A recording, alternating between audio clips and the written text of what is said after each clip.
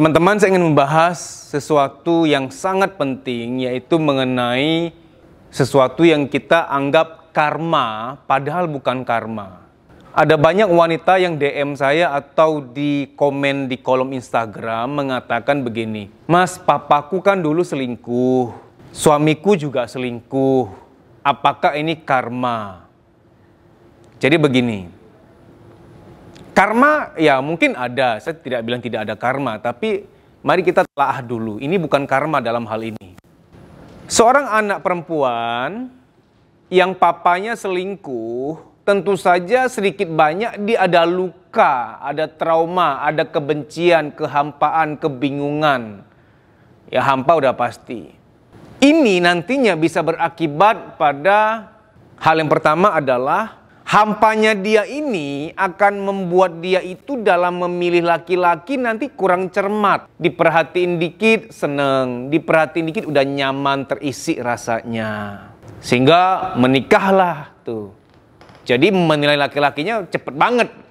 Hanya asal diperhatiin nyaman, ya sudah, oke dia cocok jadi suami nih gitu. Belum pengenalan mendalam. Ternyata ada potensi juga laki-laki seperti itu yang dia akan nikahi ini ternyata ada banyak hal yang dia belum ketahui gitu loh. Termasuk misalkan suka selingkuh. Jadi berawal dari hati yang hampa, mudah untuk menganggap perhatian itu sebagai jalan, tanda petik jalan jodoh gitu. Oh, berarti dia jodoh gua, dia sayang sama aku soalnya. Gini ya, dapat perhatian aja tuh bukan tanda mutlak bahwa dia jodoh kamu loh. Kalau ada ratusan pria bisa memperhatikan kamu, berarti jodoh kamu ada ratusan dong. Ya, jangan jadikan seseorang yang perhatian sama kamu itu bawa tanda itu dia adalah jodoh kamu. Yang kedua, mengapa kalau papa selingkuh bisa nanti dapat suami yang selingkuh juga? Ada kemungkinan kedua. Kamu tuh ada luka batin sama ayah kamu yang belum kelar. Ada marah-marah yang belum kelar. Ada kesel-kesel yang belum kelar. Ini ketika nggak diterapi, masih ada luka lama seperti ini, yang terjadi adalah ketika sudah menikah nanti, marah-marahmu pada ayahmu, kamu tumpahin ke suamimu. Sensitif sama suami, kemudian gitu, nggak menghargai suami. Sebenarnya nggak 100% salah suami kamu, enggak. Dia mungkin salahnya sepele, tapi ada marah-marah kamu besar yang nggak keluar pada ayah kamu dulu tuh. Karena dia pernah nyakitin ibu kamu, pernah mengkhianati keluarga. Nah tumpahnya ke suami, kok marah tuh kamu nggak realistis sama suami gitu. Nah laki-laki, banyak laki-laki, saya nggak bilang semua, saya tidak menggeneralisasi. Laki-laki sabar ada, nggak menutup kemungkinan. Kemungkinan besar laki-laki itu nggak kuat juga kalau istri itu marah-marah aja terus.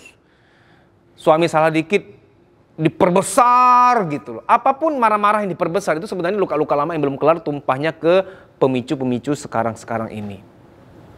Nah yang begini nih, yang buat laki-laki merasa nggak dihargai, merasa diserang terus, merasa dihakimi berlebihan.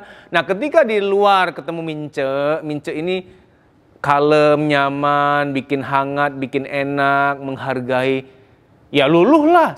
Ingat ya, saya tidak mendukung perselingkuhan, tidak. Cuman saya menyampaikan ini realitas loh. Laki-laki banyak selingkuh karena merasa istri nggak menghargai. Kalau marah tuh semena-mena gitu kan, nggak menghormati gitu loh. Karena memang ada kemungkinan anak remaja putri yang nggak menghormati ayahnya, dia akan tumbuh jadi wanita yang juga nggak menghormati suaminya gitu.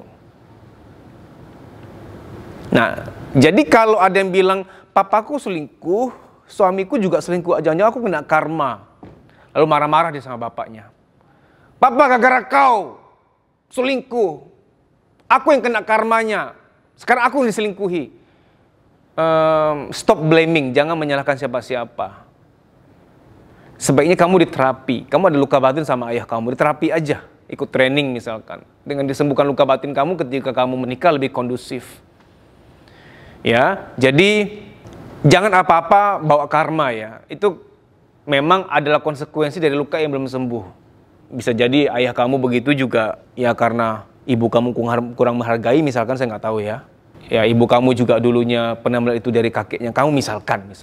Jadi nggak tuntas-tuntas nih, ini panjang urusannya, ini ada harus dipotong, diberhentikan, di stop di kamu. Ibarat rantai tali tambang dipotong di sini aja, jangan tambah lanjut. Nggak kelar-kelar urusannya. Luka batin yang di forward namanya. Mari kita menyembuhkan diri, karena waktu tidak menyembuhkan. Time doesn't heal. Karena banyak wanita yang berdoa, Tuhan semoga aku dapat suami yang baik, nggak kayak bapakku, yang selingkuh, yang kasar. Saya percaya kekuatan doa. Amin. Tuhan akan kirim laki-laki yang baik buat kamu. Tapi begini, ada bagian yang juga harus kita kerjakan. Bagiannya adalah bebenah diri. Karena laki-laki sebaik apapun, akhirnya bisa nggak kuat kalau istri itu gitu nyebelin banget. Sorry ya, kasus-kasus selingkuh yang saya pernah tangani itu, klien-klien saya yang selingkuh itu yang datang minta diterapi, bukan orang-orang yang muka-muka binal loh. Bukan orang yang muka-muka, ya saya pinjam bahasa teman-temanku ya, brengsek lah, muka-muka yang bajingan lah gitu loh, tupayan lah, apalah.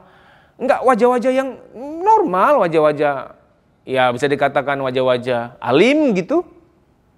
Tapi kemudian selingkuh, kenapa? Nggak betah juga, udah 5 tahun, 6 tahun ini istri kalau marah-marah tuh berlebihan gitu. Cuman salah dikit gitu ya. Wah, marahnya berlebihan. Itu karena marah-marah bapaknya tumpah ke suaminya. Jadi laki-laki baik pun bisa selingkuh nih, kalau istri tidak menghormati. Nah, pasti akan ada yang komen di video ini mengatakan, oh, jangan bikin pembenaran dong mas. Apapun alasannya selingkuh tetap salah. Saya nggak membenarkan selingkuh. Tapi merupakan tugas kedua belah pihak untuk menjaga. Jagalah suamimu, jagalah istrimu. Jangan kita nggak melakukan fungsi menjaga, terus hanya bilang, jangan selingkuh, selingkuh dosa. Tapi kita nggak melakukan peran kita untuk menjaga. Apapun perlu dijaga, apapun. Ini baju perlu dijaga nggak? Saya habis pakai cuci. Emang dipakai, taruh besok pakai lagi. Nggak dijaga, nggak dijagai, nggak dicuci, nggak dibersihkan. Apapun perlu dijaga, apapun. Apapun.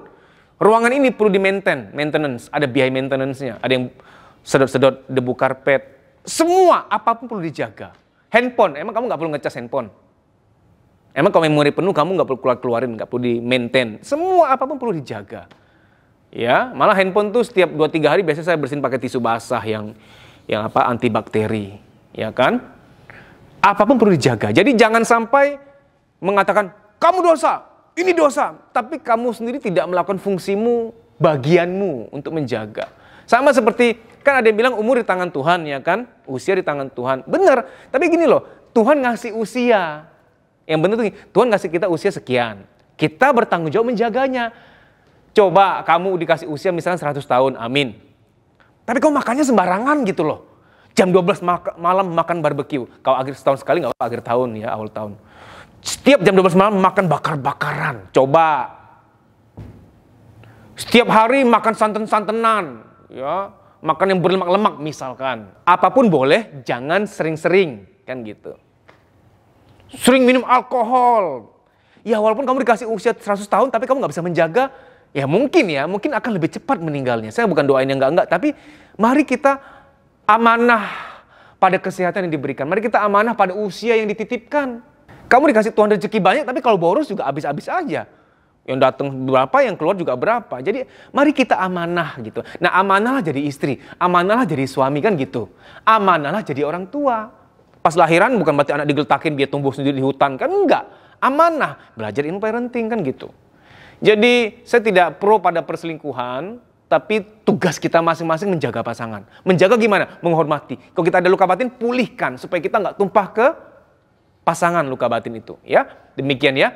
Dimudahkan bahagiamu, dilancarkan semua urusanmu. Amin. Oh ya kawan-kawan, untuk sementara jadwal training saya hanya ada di beberapa kota. Nggak seperti dulu 18 kota. Bagi kamu, teman-teman yang berada di kota yang di luar jadwal kami sekarang ini, yang merasa bahwa aku udah butuh banget deh untuk diterapi. Ada luka batin, ada sesuatu yang aneh pada diriku yang harus segera diatasi. Sementara belum ada jadwal training di kota kamu. Apa boleh buat? Saya akan adakan training privat untuk kamu. Ya.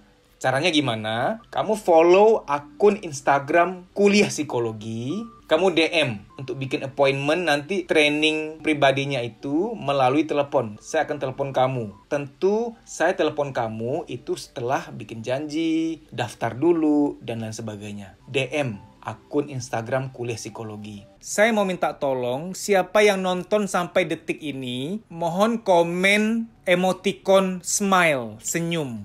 Saya jadinya tahu siapa yang nonton sampai selesai. Kenapa? Saya selalu salut sama orang-orang yang suka ngilmu, suka belajar. Karena kan banyak tuh orang yang giliran video prank, settingan, nonton sampai tuntas.